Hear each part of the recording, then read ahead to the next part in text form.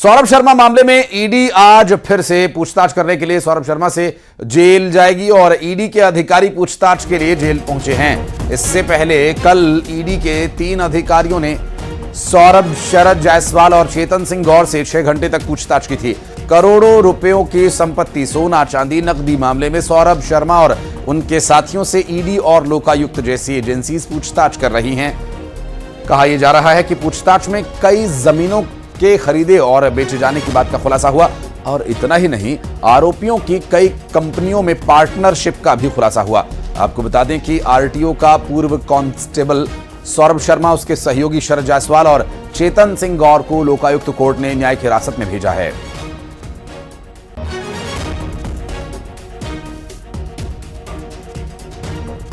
और शैलेंद्र हमारे सहयोगी इस वक्त हमारे साथ जुड़ के बात करेंगे उनसे।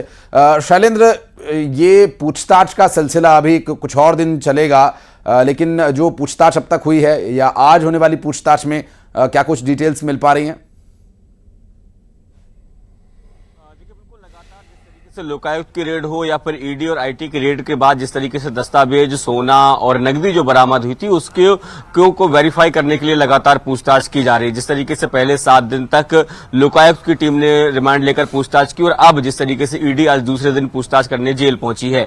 देखिए, जो दस्तावेज बरामद हुए उसको लेकर अगर मैं बात करूं तो 300 से अधिक संपत्तियों के इन लोगों के होने की पुष्टि जो हो चुकी है। जो दस्तावेज भी मिले थे उसको वेरीफाई भी जो ईडी की टीम हो या फिर लोकायुक्त की टीम कर चुकी है। लेकिन एक बड़ा सवाल जो लगातार बना हुआ है कि सौरभ शर्मा के पीछे आखिर और कौन कौन लोग थे। इस बात को लेकर अब तक किसी भी एजेंसी को कोई जवाब सौरभ शर्मा, चेतन सिंह गौर या शरद जायसवाल की तरफ से नहीं मिला। शरद जायसवाल या चेतन सिंह गौर से जब भी संपत्ति को लेकर बात की गई है वो साफ कहते हैं कि ये सारी संपत्ति जो है वो सौरभ शर्मा की है। वो केवल एक कारिंदे के तौर पर उनके साथ काम कर रहे थे, बिजनेस पार्टनर के तौर पर काम कर रहे थे। सौरभ शर्मा से जब पूछताछ की गई तो वो कह रहा है कि मेरी खुद की संपत्ति है, इसमें कोई दूसरा हिस्सेदार नहीं, ये बात वो कह रहे हैं। लेकिन 52 किलो सोना और 11 करोड़ कैश की बात तीनों में से कोई भी स्वीकार नहीं कर रहा। वो कह रहा है इससे उनका कोई लेना देना नहीं है। लेकिन जिस तरीके से प्रथम दृष्टया जो आरोप उन पर लगे थे कि आरटीओ की जो काली कमाई है उसका देने के लिए, और फिर लौटेंगे आपके पास आगे डिटेल्स लेने के लिए।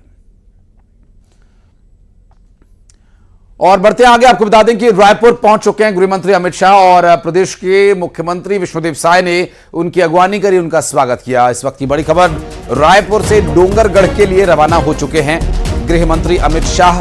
और गृहमंत्री अमित शाह छत्तीसगढ़ के दौरे पर हैं।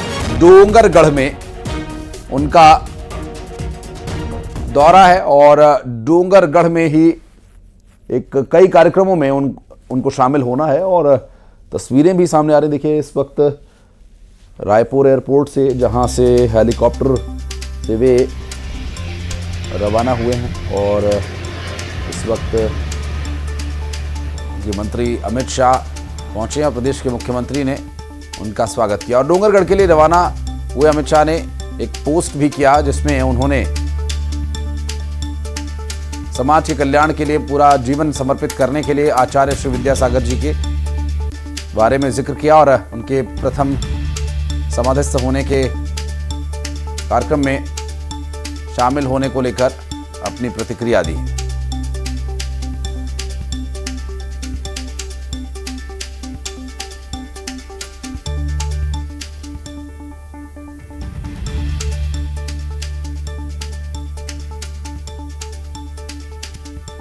और अपने डोंगरगढ़ दौरे को लेकर गृहमंत्री ने एक्स पर एक पोस्ट किया। उन्होंने लिखा, परम पूज्य आचार्य गुरुवर श्री विद्यासागर जी महामुनिराज ने समाज कल्याण के लिए अपना संपूर्ण जीवन समर्पित कर दिया।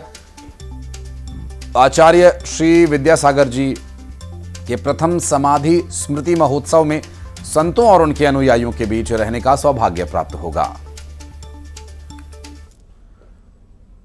ग्वालियर में इनकम टैक्स विभाग की टीम सिंघल परिवार से जुड़े फर्मों पर कार्यवाही कर रही है। 16 साल पुराने टैक्स चोरी का यह मामला। कहा जा रहा है कि आईटी ने 100 करोड़ टैक्स चुकाने को कहा था और इसे लेकर कई बार फर्मों को नोटिस भी जारी किया गया था, लेकिन न तो टैक्स चुकाया गया, न ही नोटिस का जवाब दिया गया।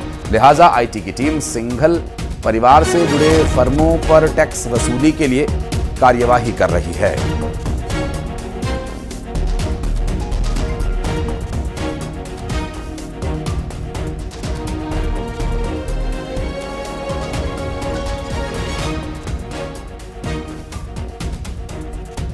और सुशील हमारे सहयोगी इस वक्त जुड़ गए, उनसे बात करेंगे। सुशील, 16 साल पुराना टैक्स चोरी का ये मामला कहा जा रहा है और क्या इसमें और डिटेल्स मिल पा रही हैं, क्योंकि 100 करोड़ बहुत बड़ी रकम होती है।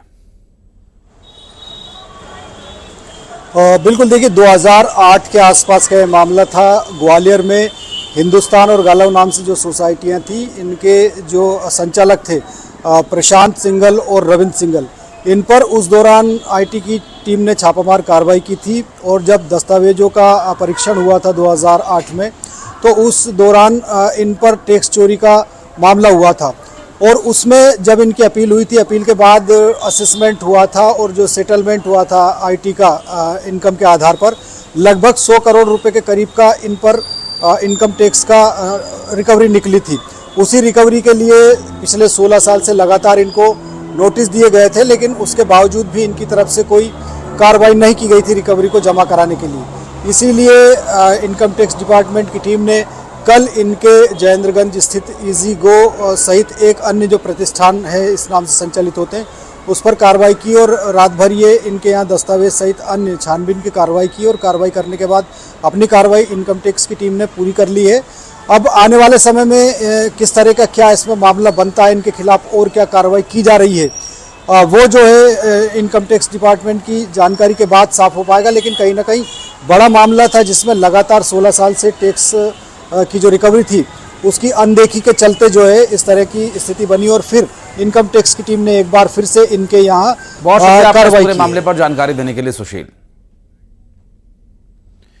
जबलपुर में सहायक शिक्षक के घर और फार्म हाउस में कार्रवाई को लेकर बड़ा खुलासा हुआ। जांच में 100% संपत्ति आय से ज्यादा मिली है और टीचर हरिशंकर दुबे और बेटे के नाम पर 60 से ज्यादा जमीनों की रजिस्ट्री मिली है। और इतना ही नहीं, बेटी की शादी में भी करोड़ों खर्च किए थे। 39 साल की सरकारी नौकरी के दौरान टीचर ने करोड़ों की संपत्ति बनाई। दरअसल इसके घर फार्म हाउस पर लोकायुक्त की टीम ने छापा मारा था। फिलहाल दस्तावेजों की जांच चल रही है। हरिशंकर दुबे सिहोरा के बरखेड़ा गांव में सहायक शिक्षक के पद पर है। पवन पटेल हमारे सहयोगी इस वक्त हमारे साथ जुड़ेंगे, बात करेंगे उनसे। पवन, सरकारी नौकरी में रहते हुए, वो भी एक शिक्षक की नौकरी रहते हुए, करोड़ों की संपत्ति जुटाई है। भ्रष्टाचार की पूरी आशंका है। हालांकि जब टीम ने जांच की है तो बहुत सारे साक्ष्य भी हाथ लगे हैं। क्या कुछ वो साक्ष्य रहे, क्या है जानकारी अपने पास?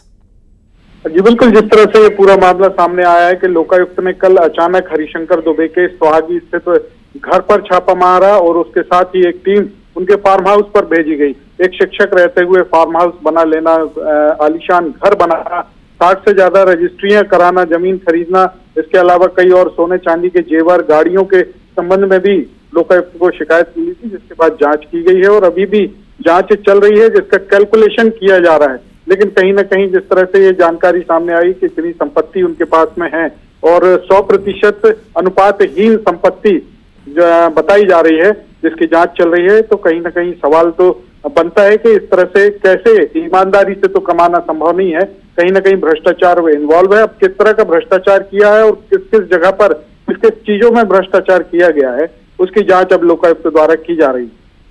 बहुत शुक्रिया आपका इस पूरे मामले पर जानकारी देने के लिए पवन। और अगली खबर नीमच से, जहां जावद जनपद सीईओ का अपहरण हुआ। नीमच पुलिस ने सकुशल बरामद किया। आपको बता दें कि नागदा पुलिस की मदद से कामयाबी मिली है। पुलिस ने 6 अपहरणकर्ताओं को पकड़ा है। और विश्वदेव हमारे सहयोगी जुड़ गए, हमारे साथ बात करेंगे उनसे। विश्वदेव, क्या है आखिर ये पूरा मामला?